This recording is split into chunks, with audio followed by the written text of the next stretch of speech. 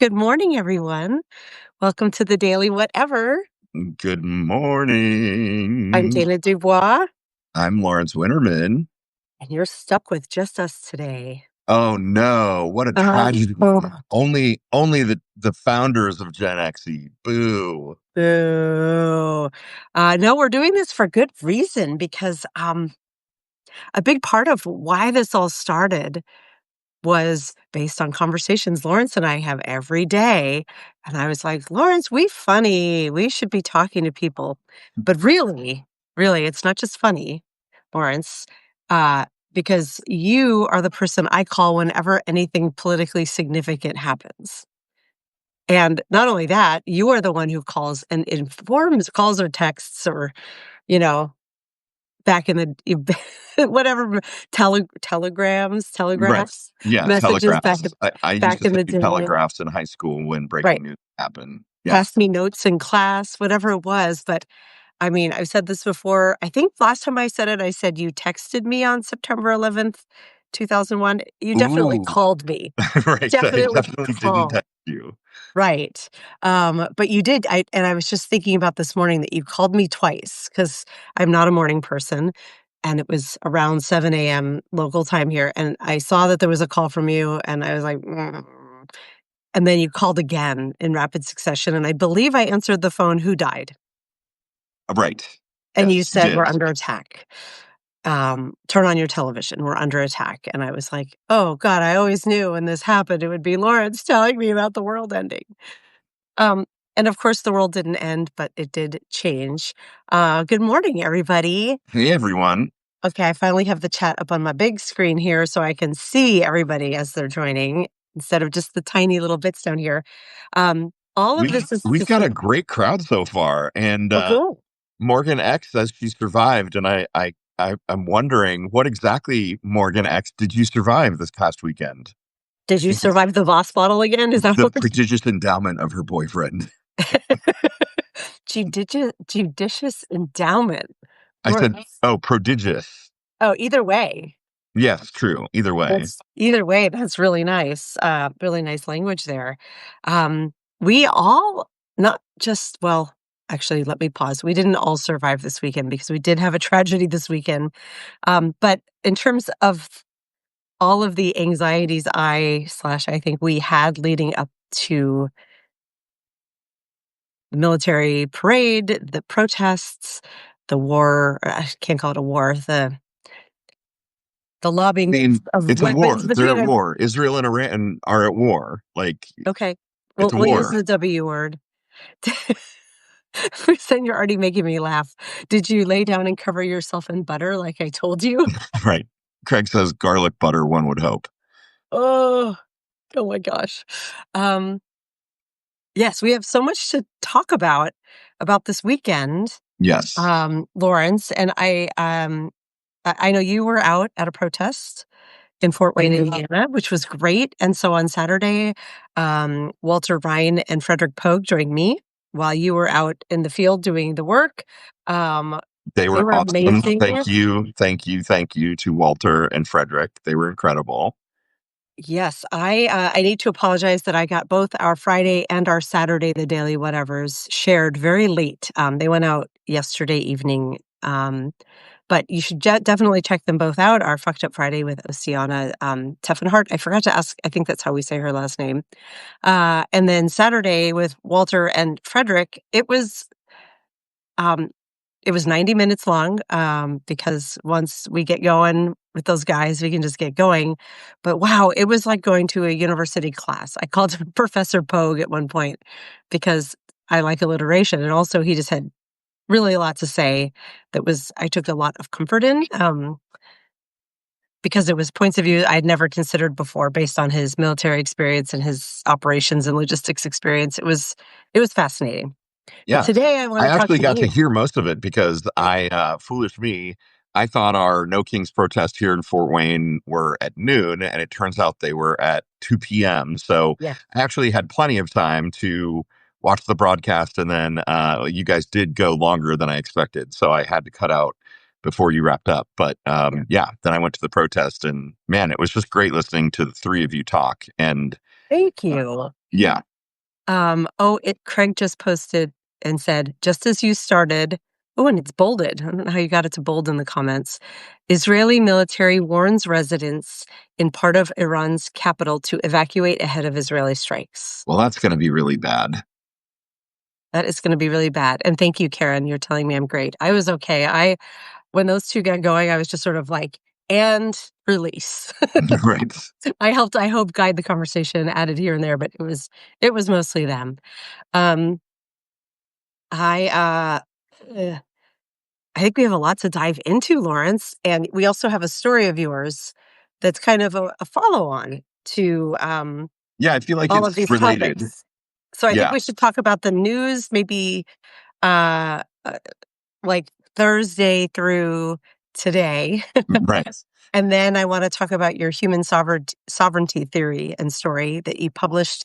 You published this on the 12th, but there's so much happening. And man, Substack was just cornucopia of like amazing protest photos and just hot takes and just great news and reporting. Like the Opinionated contrarian. Ogre went live in 2 different protests in Yes, Virginia, which was amazing. it was incredible. Yeah, it was. Um, this is truly a. I'm having the song "The Dawning of the Age of Aquarius" just popped in my head. That's not quite what I mean, but like we are on the cusp of, or we're here at the, I don't know, teenage phase maybe of this like revolution of how we consume news. Right. And it's Yeah, all the it's good parts of social media. Sorry, go ahead. well, no, I mean, it's the good parts of social media and some of the bad parts of social media too. Like, I know we are not the only ones who have had weird trolling experiences, but True. yeah, I know that you watched The Contrarian on the day of the parade and were really impressed by their programming. And Yes. we have been talking about with many people the idea that the Washington Post is in talks with Substack to get some of their prominent contributors here on Substack. Oh, you're not on the Discord. We were talking about that on the I'm not. Discord. I'm so sorry, you guys. I have got to get on the Discord. I have. You've got to get on the Discord. I There are am. whole other conversations that are happening on the Discord. If anyone wants to get on the Discord, talk to Karen and Robin, and they'll Okay. get you on. They're fascinating and filthy conversations that are happening on Wait. the Discord, and Fasun has actually wisely separated the two. The filthy and the Yeah. non-filthy. There's a filthy thread that's basically like Craig and Fasun and me, and and then there's sort of everything else, which can be nasty from time to time, but is mostly about um, you know stories, things that are happening. One of them, which is the Washington Post, is apparently talking to Discord about bringing over some of their most This prominent writers. Substack, not Discord. Sorry, Substack. Okay. Wait a Too minute. many tools. But that just broke my brain. Aren't some of those prominent people the ones who left the Washington Post? Indeed. Indeed, they are. So they're going to get sucked back in? No, I don't think so. I think the Contrarian is going to stay the Contrarian. But I think Washington Post is realizing how big Substack is going to be, and they're wanting to get in on the groove. And Wow. honestly, I think it was Robin's take that like this is actually good for us because Washington Post bringing over big people is going to bring more eyes to Substack, which means there will be more eyes to see all of our Substacks. Oh, Um, yeah, there it is in The Guardian. Wow. Um, yeah, here's someone on Substack saying why I'm reactivating my Washington Post subscription. Lawrence, you know how I hold a grudge. yeah, no, I hold a grudge too, and I really don't want to reactivate my Washington. I mean, and I No. won't have to, right? Because if they're prominent writers are going to be over here, I'll just read their shit over here. Right. Come for a walk with me. I'm being super mom this morning and making cinnamon rolls because it's final Ooh, exams today. I mean, don't get me wrong, they're not homemade, Lawrence. They're the popping can ones, but they I can smell that they are done, and I'm realizing that my timer didn't set. Like I said it out loud, "Hey Siri."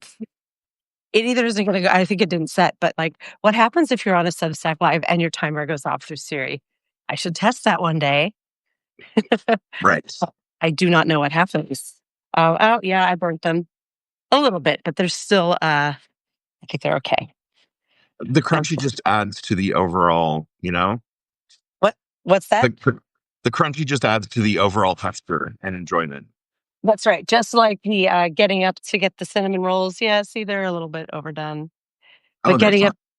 getting up to get the cinnamon rolls out of the oven just adds to the charm of the podcast, right? You get to see, Mm. what's going on in the rest of the house. Okay. So that news I did not know. I don't know what to think about that because I not only canceled my subscription to Washington Post, I refuse to send traffic there. Not that I'm some huge traffic sender, but I will always find a non-WAPO link. I don't think I have clicked one since all their bullshit with not endorsing Harris and then pretty much gutting their opinion department to be, well, I'm not going to say more than that. We all know what happened. Yeah. So, but that is only adding to our theory, Lawrence, that Substack really truly is the future of news. I just wish it weren't WAPO.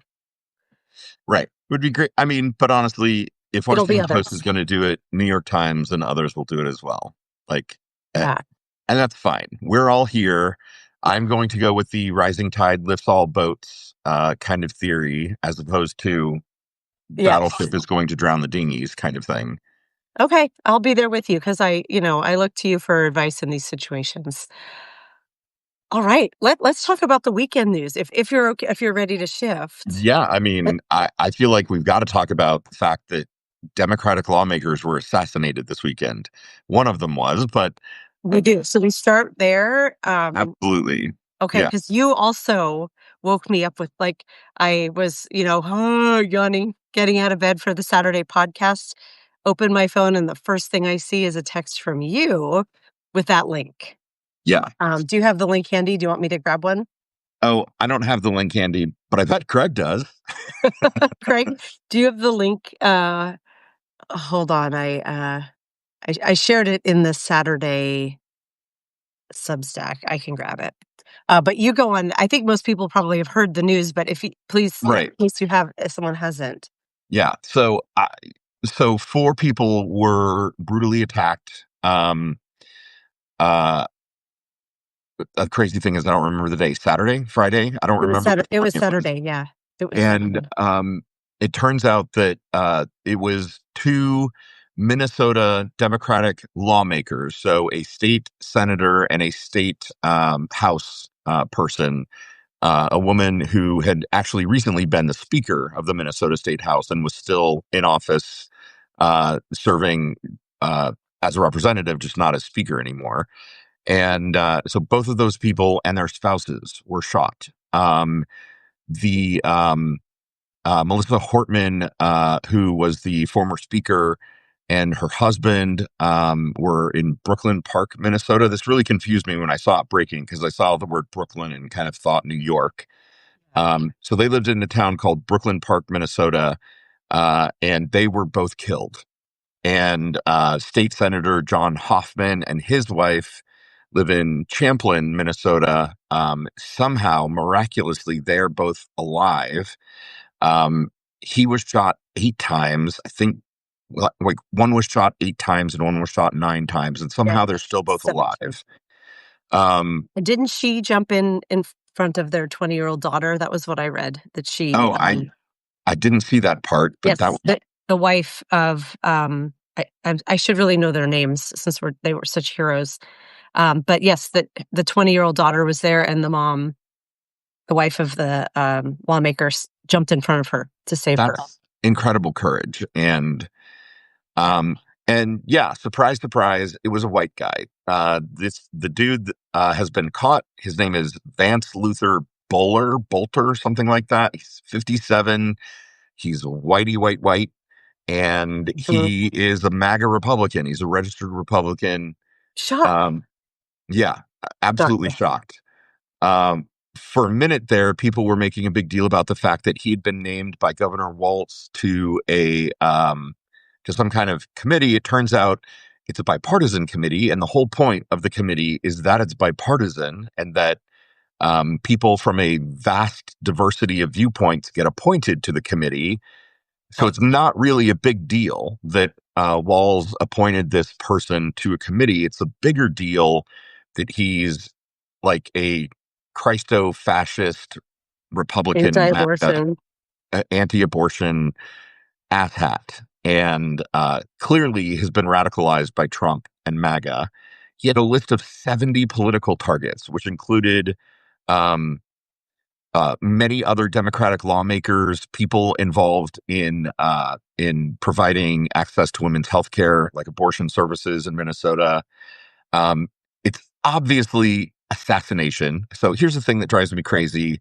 People kept calling it a targeted political assassination. It's literally the fucking definition of assassination. Right, as if that's qualifying it, like, "Oh, it's not a real assassination, it's Right, just a targeted political right. one." Right. Versus your Targeted political murder is assassination. The word yeah, assassination means that it's political and targeted. So, right, like, fuck you, people who are trying to parse it and like turn it down a couple notches from 11. right. Words matter. Lawrence, this has nothing to do with anything really, but when I read the news about Melissa Hortman, I Googled her, and she is exactly our age. She's between our birthdays, May 27th, 1970 is her Yeah, birthday.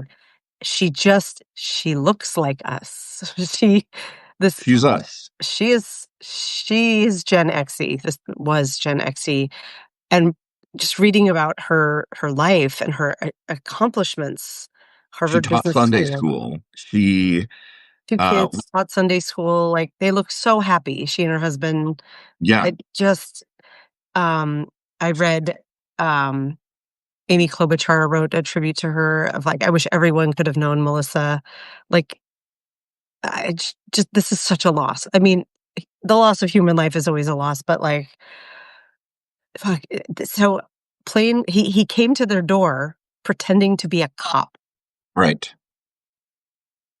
and then opened fire at point blank range. Like, they did not stand a chance. I'm shocked that the other 2 made it. I'm happily shocked, at least so far, but, it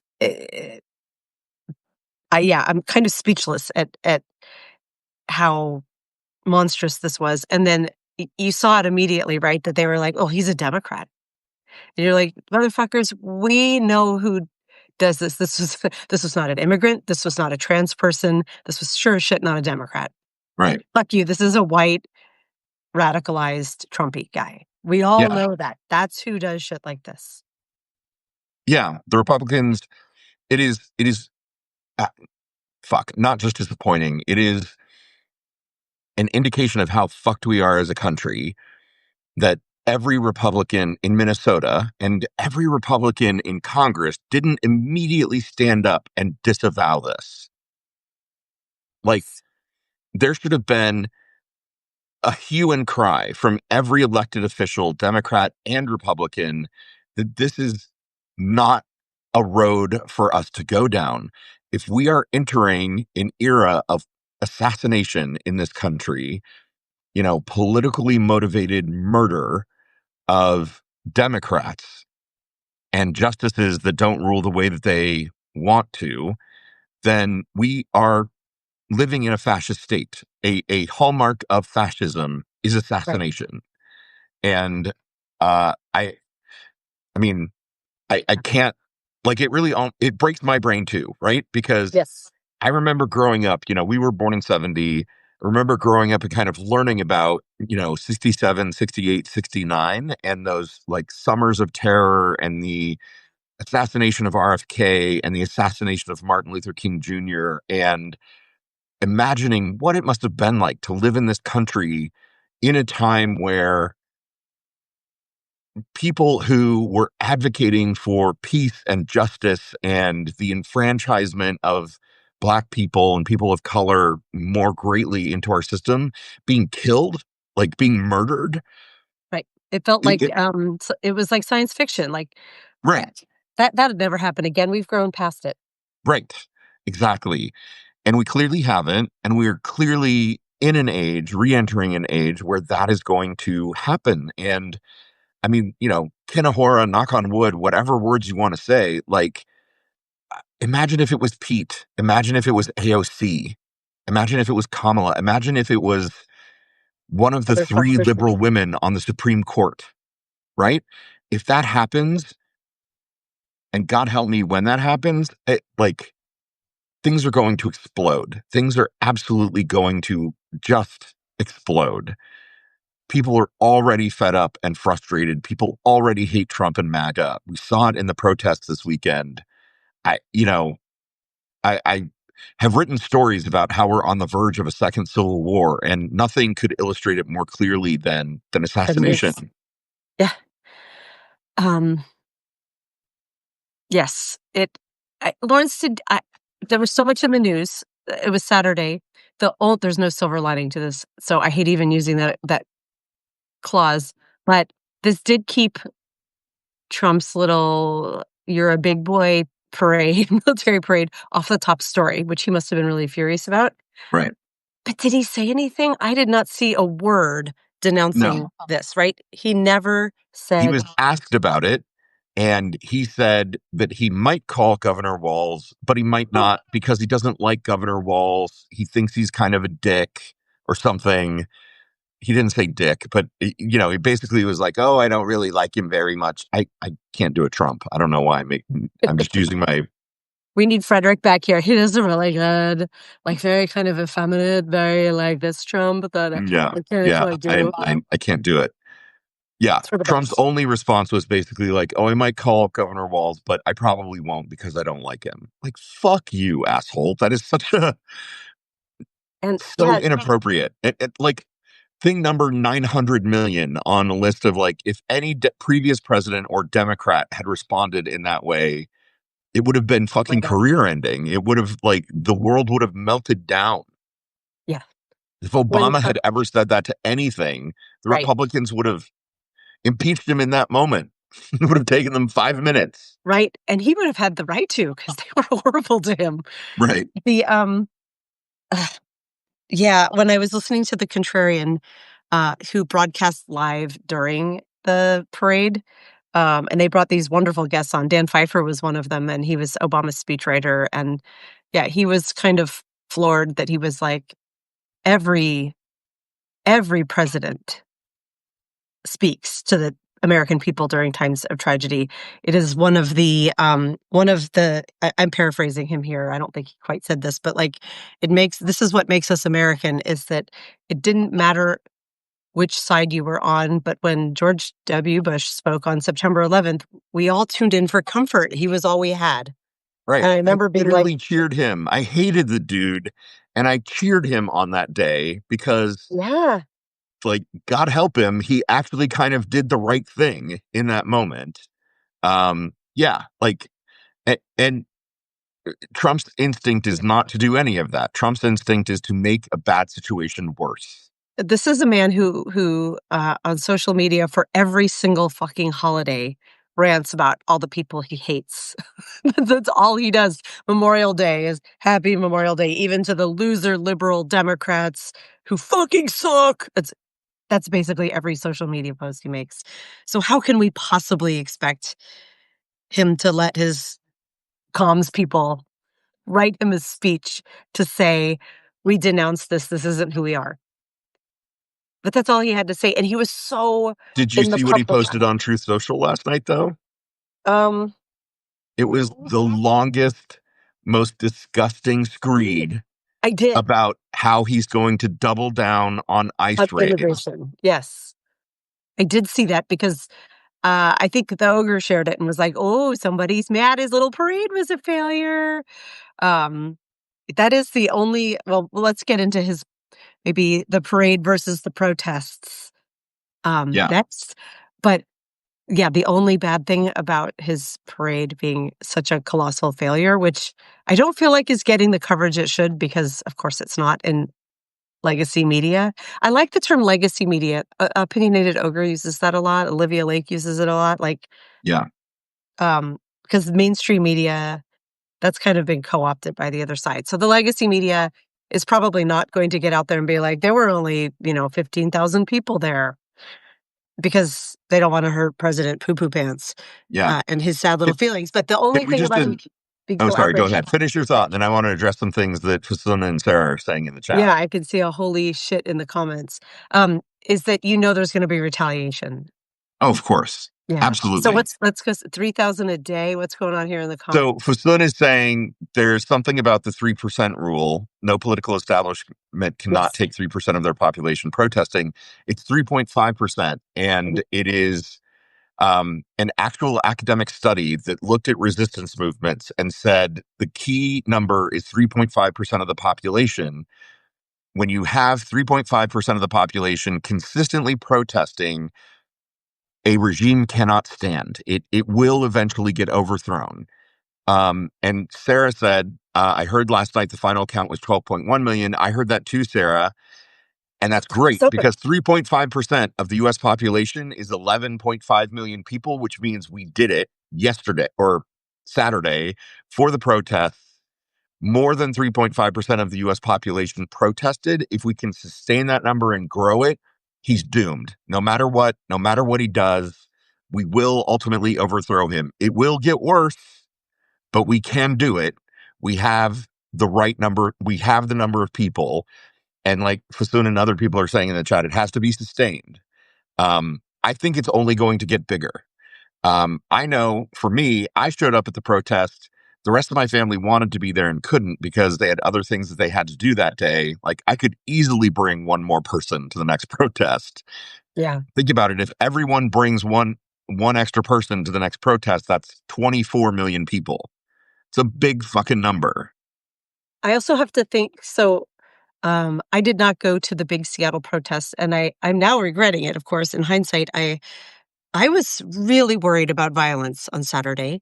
I have my dog who is still healing from surgery, and I had my younger kiddo with me all day, and I was like, the idea of going to Cal Anderson Park on Capitol Hill, which is like the neighborhood just off from downtown, and it's where the WTO protests happened in '99, like, there's a big park there where things tend to gather. So people gathered there, and then they walked through the city to Seattle Center, which is where the Space Needle is. It's probably the landmark most people know. Um, I didn't go to that, but I did go to, like, my little neighborhood has a lot of Seattle is neighborhoods that have their own downtowns. Right. And so I went to one of those downtown areas, where actually I found out from 12 to 1 every Saturday, they've been meeting the entirety of the Trump administration, people with signs. So it was very small, but we, held up a sign and everybody was, beeping and waving their support. I don't think we were counted. I think they only looked at the main rallies. Yeah, Karen But is saying in the chat that those didn't those get counted. those micro rallies were all over from pictures. Uh, the count I heard for Seattle, 70,000, Lawrence. Awesome. And it was so big, and you'll know the geography here. They started on Capitol Hill, they marched down the hill through downtown to Seattle Center.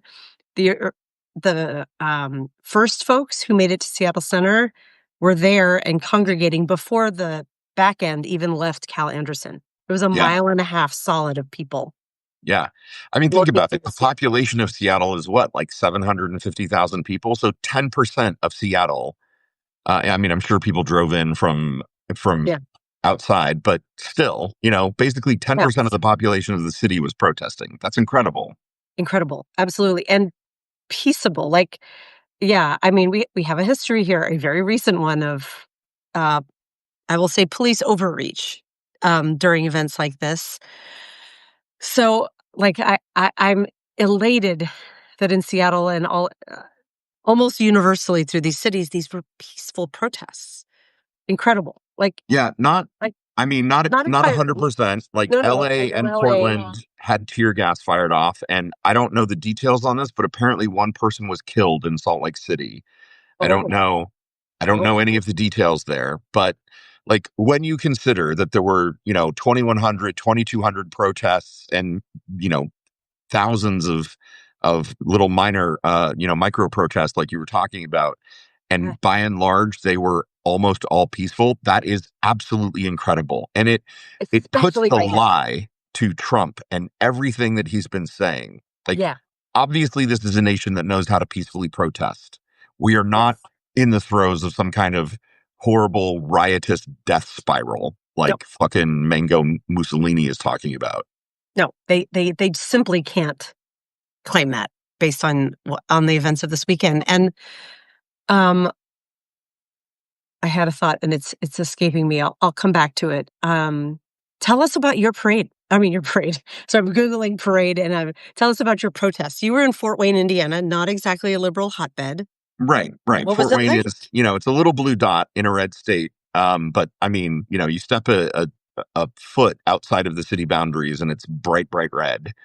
Um, the county courthouse is right in downtown, and it's one of those beautiful old courthouses that has the dome and Yeah, the and pictures are pretty.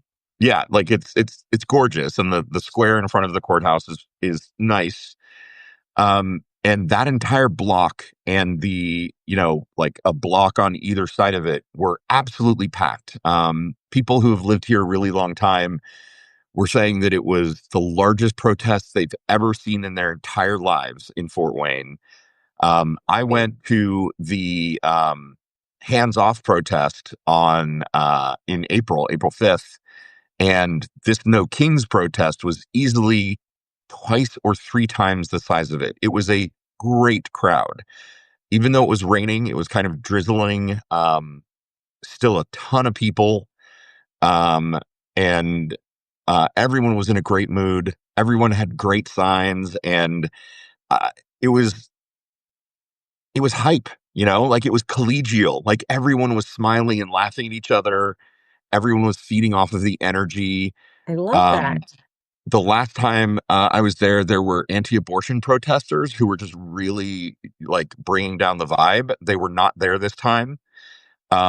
I saw lots of representation from Reverend Barber's Poor People's Campaign there, which was awesome. I talked to some of those gentlemen and talked about, the idea that I harp on all the time, which is we need the Reverend Jesse Jackson's Rainbow Coalition again, which Hmm. is Yes. workers and poor people and farmers and machinists and gay people and straight people and brown and black and red and like everybody. Um, All in there. yeah, there were no cops. There was no sign of opposition, which was excellent. I did see in some places that cops were kind of on a rampage against some of the protesters, and that was disgusting, but I didn't see any of that in Fort Wayne. Good. Yeah, it was great. I was there for about an hour, and Oh, uh, Wendy got tear gassed. Sorry, the chime is weighing in here. The chime, the the chat is weighing in here. oh I got shit, tear gassed by dickhead cops. Um, oh my god, that's crazy. that's yeah. Oh my gosh. Um, I'm really sorry to hear that, Wendy. I'm going to join your one of your lives this week to hear more about this. Do a Wendy on Wendy. I'm not able to be on this morning, but that is completely fine. Thank you for sharing that. That sucks. I hadn't heard that about. Were you in Atlanta, I assume? The Atlanta one? I hope you had some Mylanta with you. I see liquid antacid is coming through here. Good for the eyes. Pictures are in our gallery posts. Yeah. Thank you for telling us that. And I do want to stay on your topic too, Lawrence, because I had a follow on for that. Two things. One is the thing I forgot earlier, no kings. That's that was a beautiful message to rally around. It was perfect. Harkened back to our founding fathers. Simple, easy to remember. All the signs said no kings. Not all, but a Yeah, lot of them did.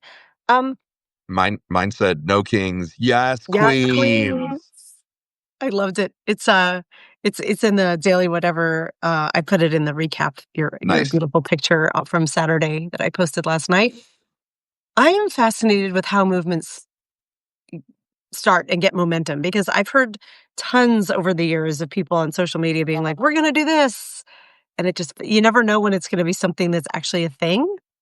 This was a thing. So, do you know the origins of how Indivisible is movements? the organization that's running this.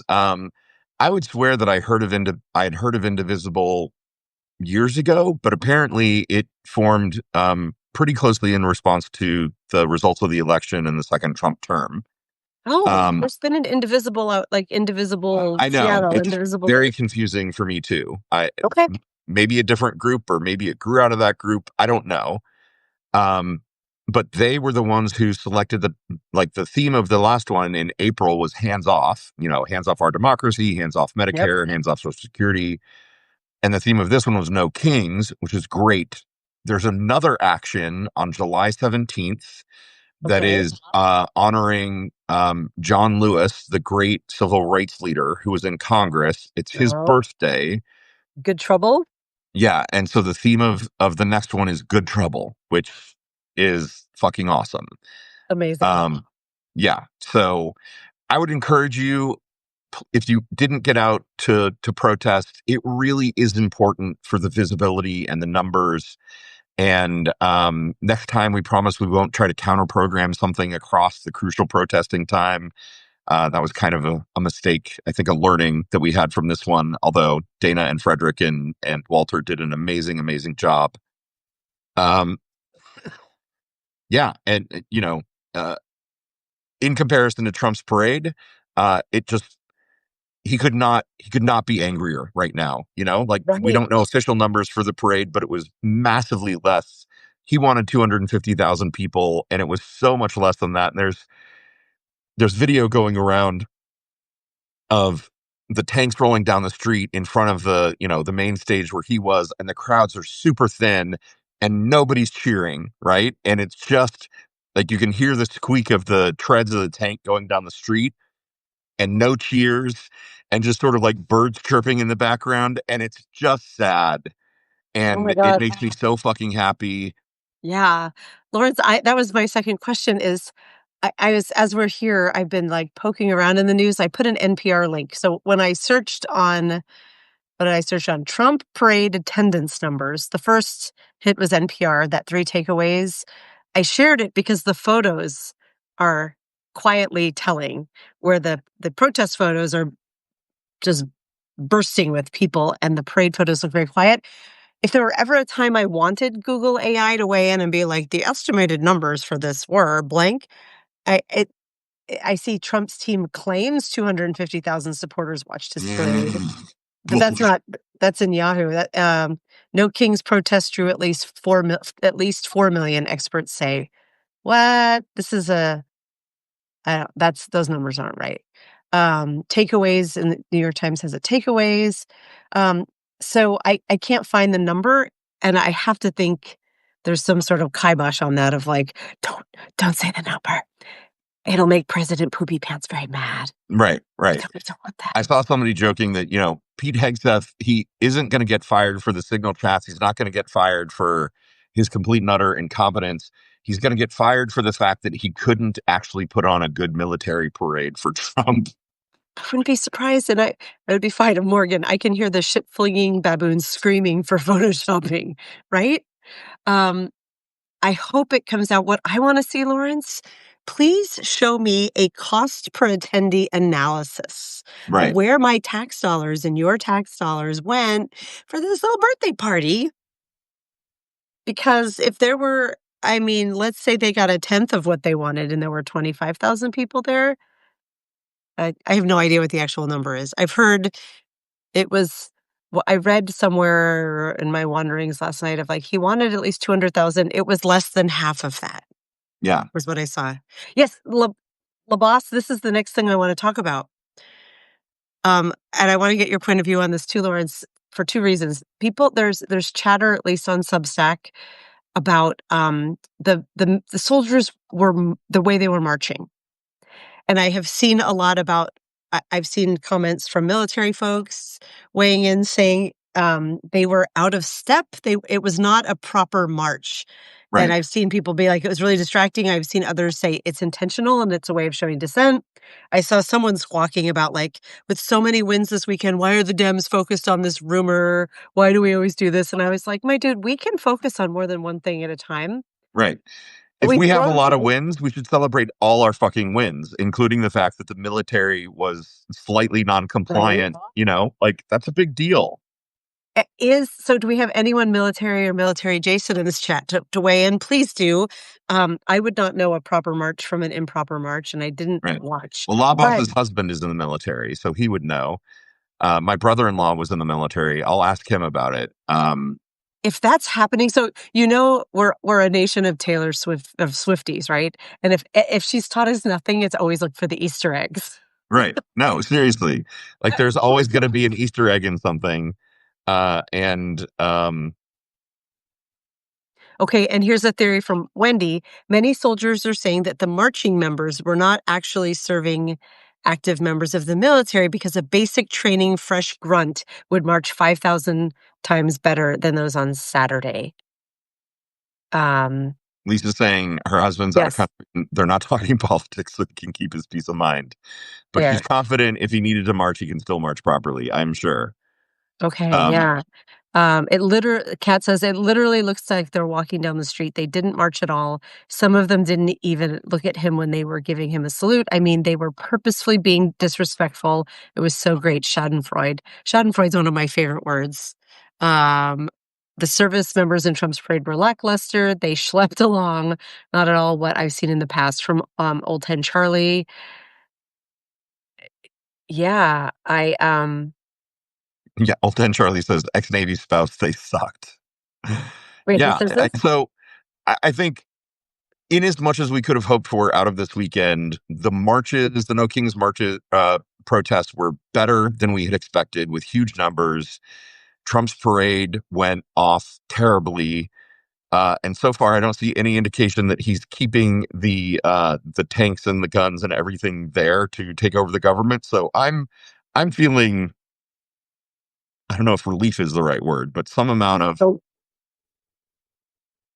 yeah, no, yeah, some relief. amount of thank God. Schadenfreude, relief, Schadenfreude, and, like, hope, right? Yeah, I don't know if I'm feeling Schadenfreude and hope yet. Like to me, Fair, those are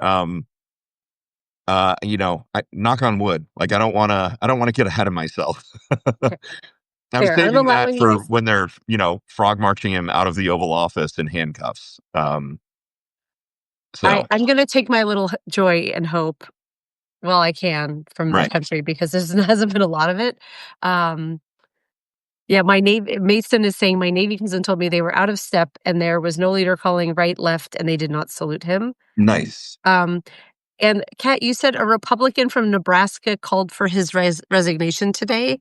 Do you mean Trump's resignation? Which No, I think Hegseth. That was when we were talking about Hegseth. Oh, okay.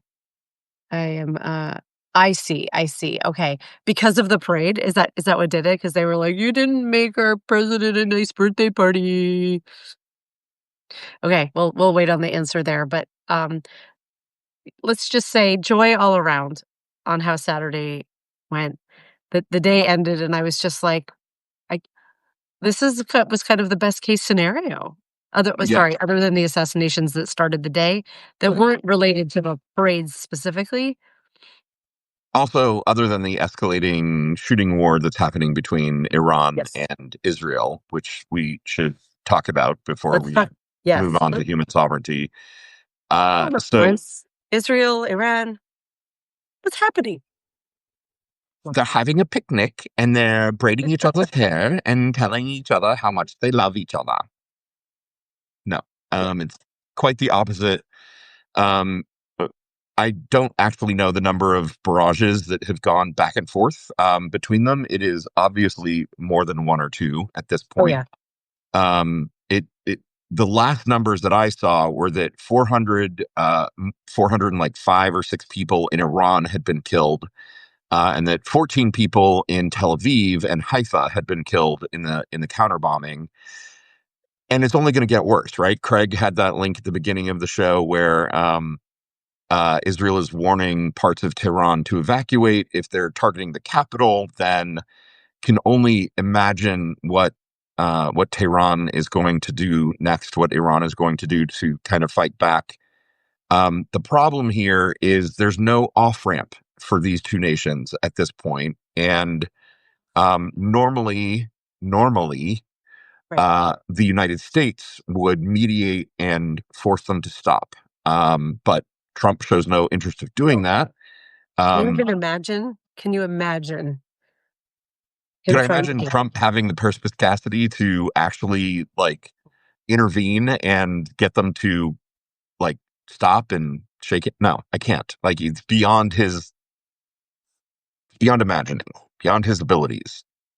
Yes. Craig just shared a Common Dreams headline. Trump says U.S. forces, quote, could get involved as Israel expands deadly assault on Iran. Well, that would be beyond a disaster.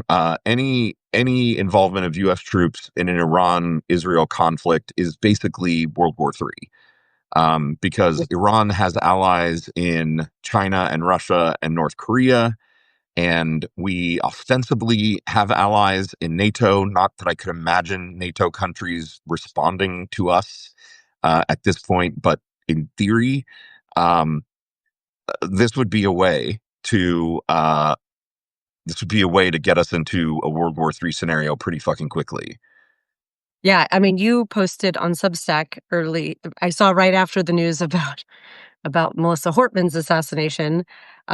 You posted a blurb about like, "Hey, if we get involved, Iran is threatening to come after our bases.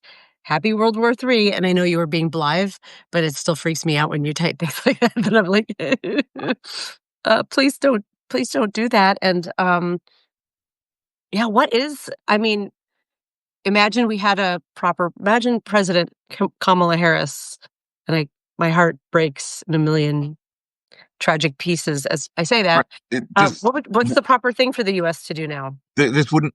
I mean, this wouldn't have happened under President Kamala Harris, because what she would have done is she would have uh, absolutely reinstantiated the Iran nuclear agreement that Obama had negotiated, which was, all things considered, a pretty good, tough piece of treaty making.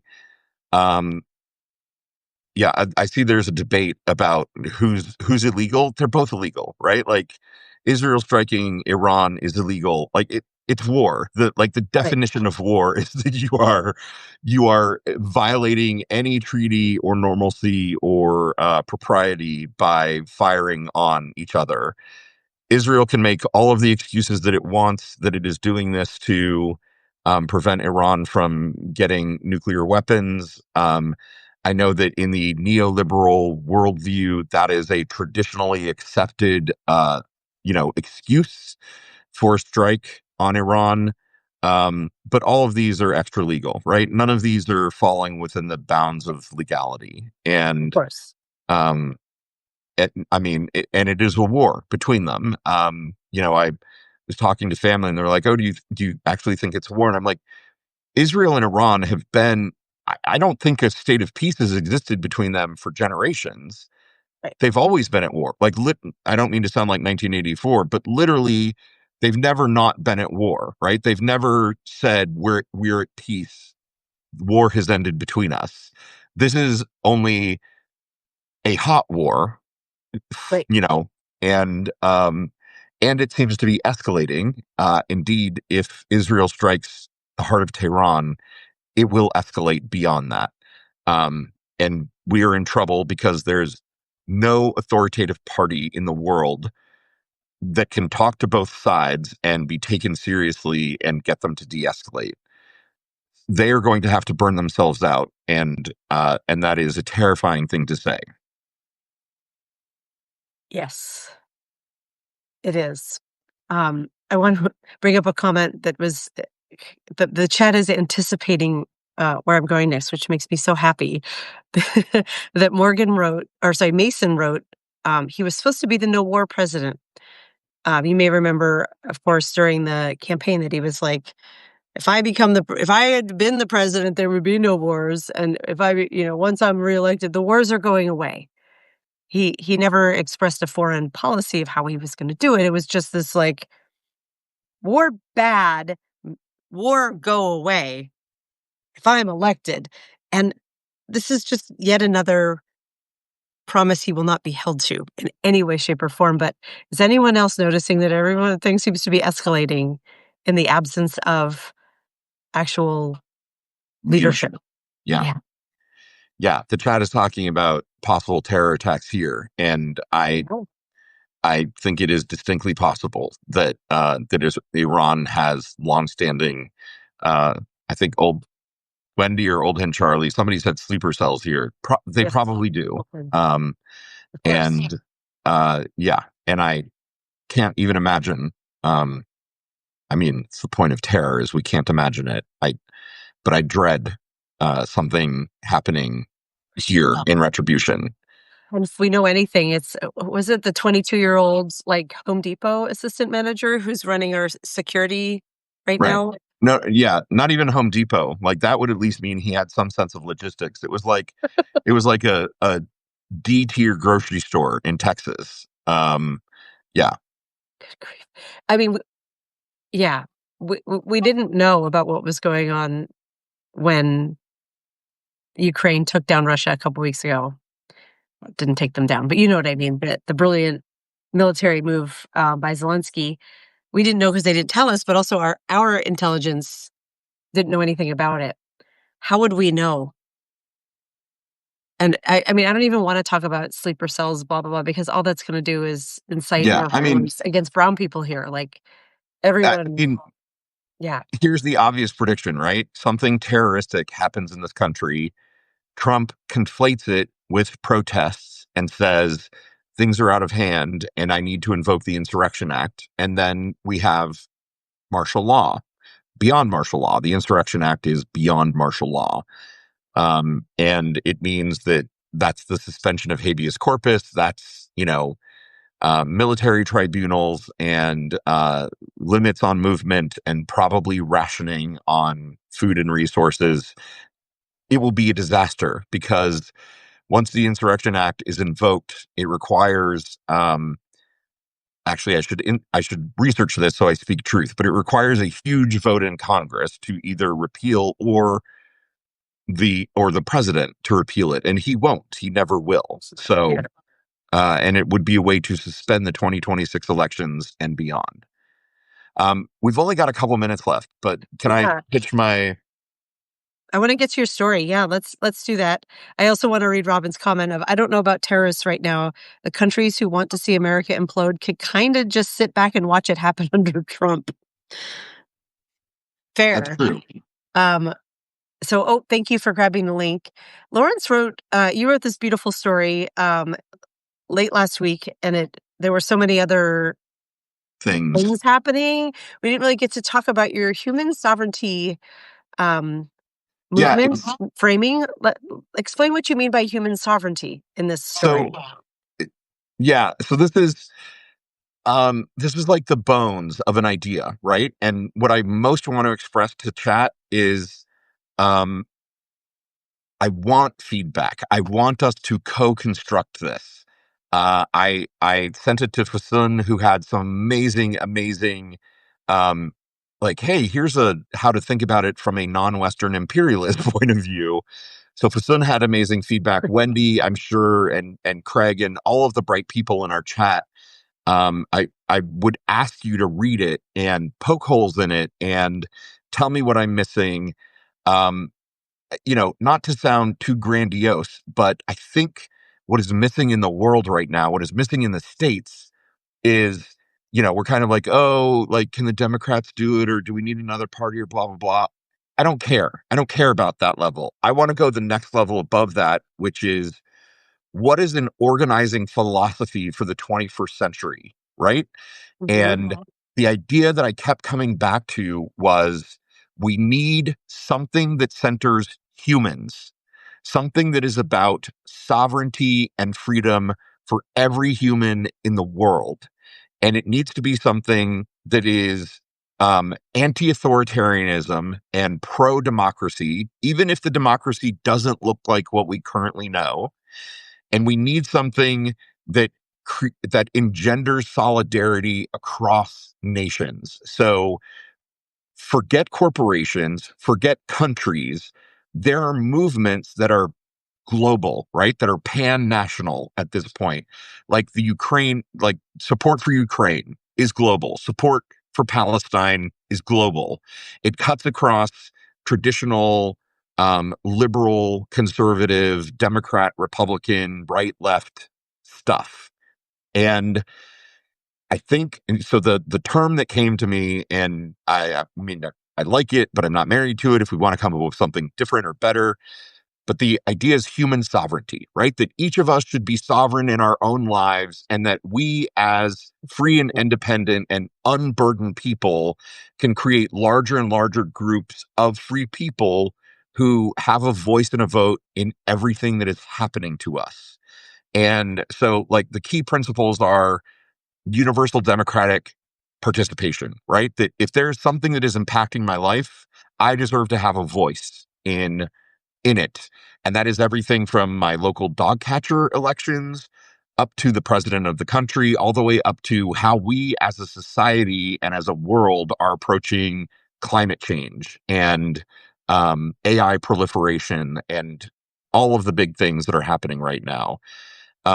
That, if we're talking about freedom, it needs to be freedom from domination, right? So that I'm living a life that is not where I am not under duress from my country or a corporation or a colonizer or anything basically in old traditional structures that could possibly dominate my life. Like true freedom is being free from domination of any kind. I talked about solidarity without borders. Um, so pluralism and cultural autonomy, right? So one of the things I think that we see is this idea there are movements to kind of homogenize society. It's happening in the US. It's the whole point between Russia invading Ukraine and the idea that like cultural autonomy and the rights and cultures of indigenous peoples and various nation states is important, right? And people should celebrate the heritage from which they come, even as they are accreting into larger democratic objects like countries and states. Um, and also that it's explicitly fighting back against authoritarianism, and it isn't anarchy, right? I have seen things posted by anarchists and libertarians that just make me want to tell them to fuck off because that is not the way. Like the way that we are going to break free of this isn't through anarchy. It is through um, organized protest and organized movements that get bigger and bigger and bigger, and kind of encompass larger and larger interest groups globally. So, I mean, that's the nutshell. Please read the article, comment, critique. Um, uh,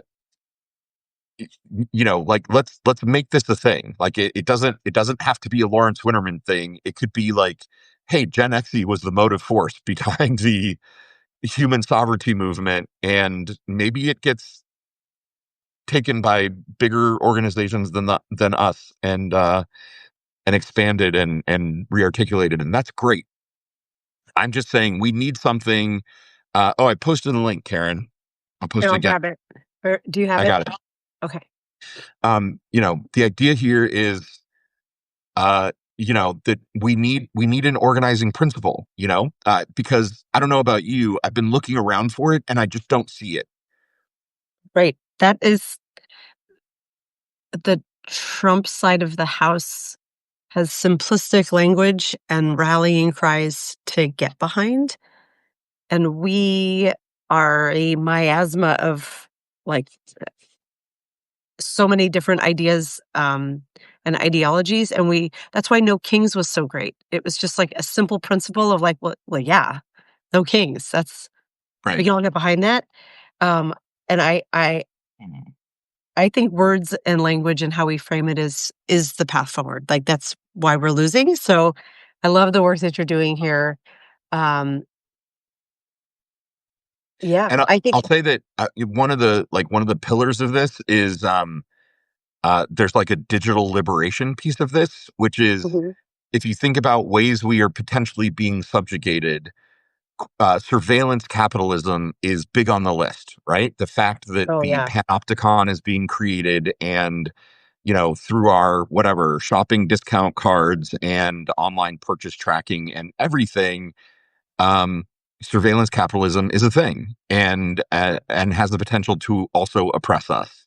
And AI has the potential to oppress us. And one of the ideas that I didn't put in here that I kind of want to write an article about is I feel like one of the principles of this should be anyone whose work was co-opted to be a part of AI should actually be an owner of the AI. Like, Yeah, fuck compensated. corporation rights. Any artist whose work was scanned into AI should have some share and interest and say in how that AI is deployed. So there's a lot of shit in here that could probably get us in trouble and get us arrested, but I don't fucking care. I think that we need to be thinking about how we push back on the larger global narrative. So, yeah, that's my pitch.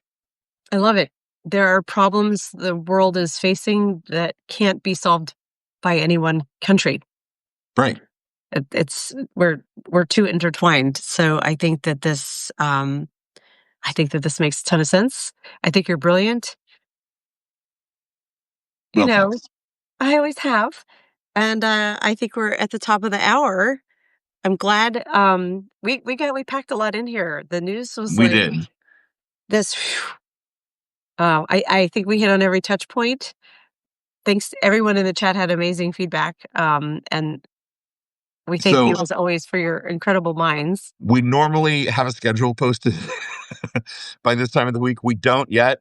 We are working on it. There was a lot going on, I think, is the theme of the weekend. But Yes, we're but we getting do the know next 2 weeks planned out. and we do know the next 2 days. We do know the next 2 days. If I had them pulled up here, I have so tomorrow we have Rob Guess, who has a brand new podcast. He's new to Substack. It is called Gen X Crisis. And his third episode drops tomorrow, and I'm the guest on it. And we know Rob because we went to high school with him. Yeah. And we were not real close with him or anything. He was just sort of one of the people we knew around. We reconnected through social media, and I was on his podcast. He did the opposite of us. We went live, and we were like, let's just get started, where he's been very methodical and has them. He recorded ours months ago, I think now, maybe a couple months ago. And we had the most amazing conversations. So I want him to come on here and meet all of you. I think you're going to love him. He's incredible. He lives in Paris now, so he's like definitely left our humble South Florida upbringing.